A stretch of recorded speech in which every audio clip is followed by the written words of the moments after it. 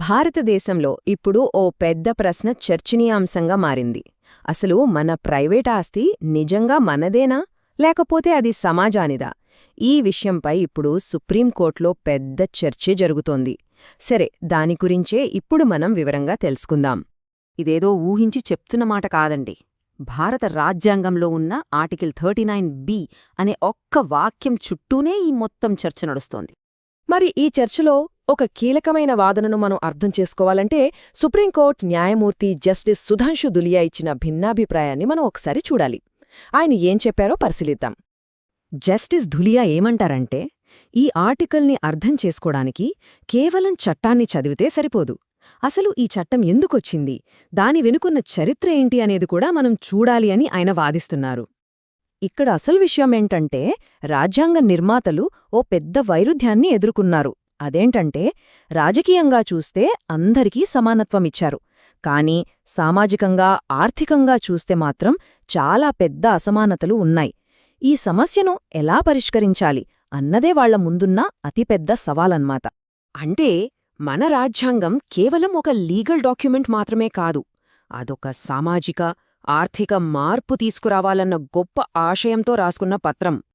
అయితే ఈ ఆలోచన రాజ్యాంగం రాసేటప్పుడు హఠాత్తుగా పుట్టుకొచ్చిందేమీ కాదు. దశాబ్దాలుగా అసలు దేశ ఆర్థిక వ్యవస్థలో ప్రభుత్వ పాత్ర ఎలా ఉండాలి అనే దానిపై పెద్ద చర్చలే జరిగాయి.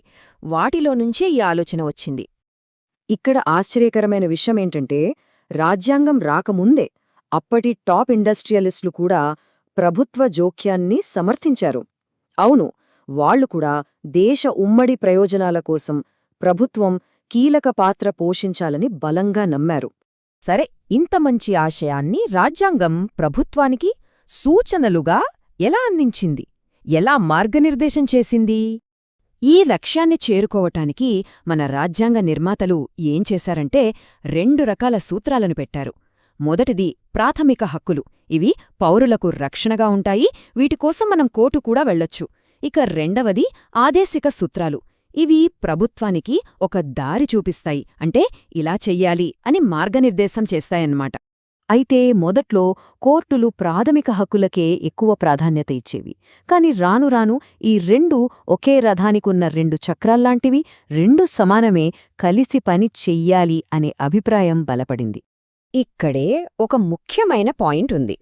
ఈ 2 సూత్రాల మధ్య ఎప్పుడైనా వైరుధ్యం వస్తే కోర్టులు వాటిని ఎలా అర్థం చేసుకున్నాయి, ఎలా తీర్పులిచ్చాయి అనేది చాలా కీలకం.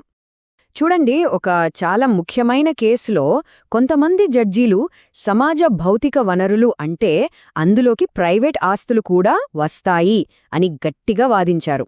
కాని ఇక్కడే ఒక ట్విస్ట్ ఉంది. అది మెజారిటీ జడ్జీల అభిప్రాయం కాదు, కేవలం మైనారిటీ అభిప్రాయం మాత్రమే. అసలు సమస్య ఇక్కడే మొదలైంది. దీంతో ఒక పెద్ద లీగల్ క్వశ్చన్ రైజ్ అయింది. అసలొక మైనారిటీ ఒపీనియన్ను కోర్టు పరిగణనలోకి తీసుకోవచ్చా? ఈ ప్రశ్నకే జస్టిస్ ధులియా తన వాదనలో సూటిగా సమాధానమిచ్చారు. జస్టిస్ ధులియా వాదన చాలా సూటిగా, స్పష్టంగా ఉంది. ఆయన ఏమంటారంటే, 1. మెజారిటీ జడ్జీలు ఆ మైనారిటీ అభిప్రాయాన్ని వ్యతిరేకించలేదు, వాళ్లు ఆ విషయంపై మౌనంగా ఉన్నారు. 2. ఆ తర్వాతొచ్చిన ఒక పెద్ద బెంచ్, అంటే 5 జడ్జీల బెంచ్, అదే మైనారిటీ అభిప్రాయాన్ని ఏకగ్రీవంగా సమర్థించింది. కాబట్టి ఆ వాదనకు ఖచ్చితంగా చట్టపరమైన బలం ఉంది అని ఆయన గట్టిగా చెప్పారు. సరే, ఇదంతా మనల్ని జస్టిస్ ధులియా వాదనలో అసలైన పాయింట్కి తీసుకొస్తుంది. అదేంటంటే, అసలు ప్రైవేట్ ఆస్తిని సమాజ వనరుల కింద ఎందుకు పరిగణించాలి? ఆయన లాజిక్ చాలా సింపుల్. ప్రభుత్వ ఆస్తులు ఎలాగూ ప్రజల కోసమే ఉంటాయి. అలాంటప్పుడు ఈ ఆర్టికల్ కేవలం ప్రభుత్వ ఆస్తుల గురించే అయితే దానికి ప్రత్యేకంగా అర్థమేముంటుంది? కాబట్టి ఇది ప్రైవేట్ వనరులకు కూడా వర్తించాలి, అప్పుడే దాని ఉద్దేశం నెరవేరుతుంది. అందుకే ఆయనేమంటారంటే, రాజ్యాంగ నిర్మాతల అసలు లక్ష్యం, వాళ్లు కావాలనే ఆ పదాన్ని విశాలంగా ఉంచిన ఉద్దేశం, అలాగే స్వాతంత్ర్యం వచ్చినప్పటినుండి మనం అనుసరిస్తున్న పద్ధతులు, ఇవన్నీ చూస్తే ఆ ఆర్టికల్కి విస్తృతమైన అర్థముందని స్పష్టమవుతుంది అని తన వాదనను ముగించారు. దీనికి ఒక మంచి ఉదాహరణేంటంటే, 1969లో 14 పెద్ద ప్రైవేట్ బ్యాంకులను జాతీయం చేశారు. ఎందుకు? దేశ ఆర్థిక వనరులను వ్యవసాయం, చిన్న పరిశ్రమల లాంటి ముఖ్యమైన రంగాల వైపు మళ్లించడానికి. అంటే ఈ సూత్రాన్ని అప్పట్లోనే ఇలా ఆచరణలో పెట్టారన్నమాట. అంటే రాజ్యాంగంలో ఇలాంటి విస్తృతమైన పదాలు ఉండటం ఒక లోపం కాదు, అదే దాని బలం. ఎందుకంటే మారుతున్న సామాజిక, ఆర్థిక పరిస్థితులకు అనుగుణంగా రాజ్యాంగాన్ని అన్వయించుకోవడానికి ఇది మనకు అవకాశమిస్తుంది. జస్టిస్ ధులియా అభిప్రాయం మనకు అంతిమ సమాధానం ఇవ్వకపోవచ్చు, కానీ అది మన ముందు ఒక శాశ్వతమైన ప్రశ్ననుంచుతుంది. అదేమిటంటే, ఒక ప్రజాస్వామ్యంలో వ్యక్తిగత సంపదకు, సమాజ సంక్షేమానికి మధ్య సరైన సమతుల్యతను ఎలా సాధించాలి? ఈ ప్రశ్నకు సమాధానం వెతకడం భారతదేశానికే కాదు, ప్రపంచంలోని అన్ని ప్రజాస్వామ్యాలకు నిరంతర సవాలే.